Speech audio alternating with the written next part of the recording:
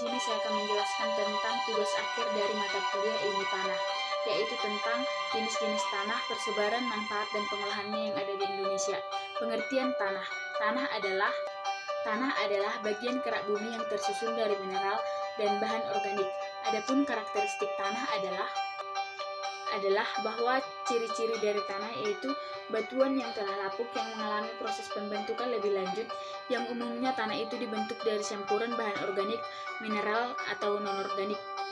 Jenis-jenis tanah yang ada di Indonesia dan persebarannya. Yang pertama itu tanah aluvial, yaitu terdapat di Kalimantan, Sulawesi, Jawa, dan Papua. Yang kedua itu tanah andosol, terdapat di Sumatera, Nusa Tenggara, dan sebagian Sulawesi dan Kepulauan Maluku. Yang ketiga itu tanah entisol, terdapat di Yogyakarta dan daerah Jawa lain. Yang kelima yaitu tanah humus, terdapat di Sumatera, Kalimantan, dan Jawa.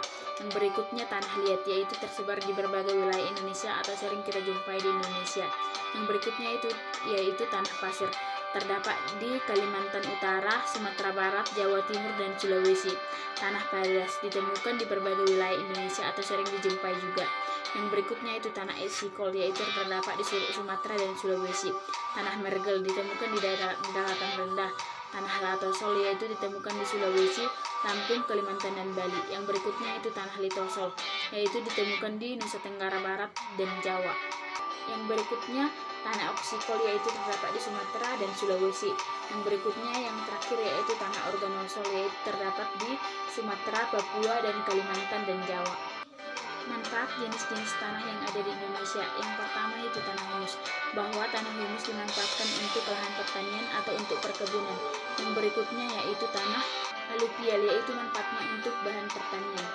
Yang berikutnya itu tanah vulkanik, yaitu manfaatnya untuk menutrisi tanaman dan meningkatkan hasil panen. Yang berikutnya itu tanah pasir, yaitu untuk bahan bangunan, yaitu untuk contohnya untuk membuat bangunan seperti rumah, jalan, dan lain sebagainya. Jadi secara umum fungsi tanah ialah sebagai penyangga secara fisik, penyedia udara, penyedia air, pengatur suhu, pengendali bahan beracun, dan penyedia hara. Dalam melakukan fungsinya sebagai penyangga, tanah mempengaruhi daya jangkar akar tumbuhan melalui kedalaman dan jenis tanah. Jadi dapat disimpulkan bahwa tanah itu yaitu untuk menyimpan bahan organik yang berfungsi sebagai makanan untuk pertumbuhan tanaman, meningkatkan fertilitas tanah sehingga meningkatkan kemampuan tanah untuk menyimpan air dan udara untuk akar dan tanaman. Demikian yang bisa saya sampaikan, lebih dan kurangnya saya minta maaf. Semoga bermanfaat untuk kita semua. Bila ada kesalahan saya minta maaf. Sekian dan terima kasih.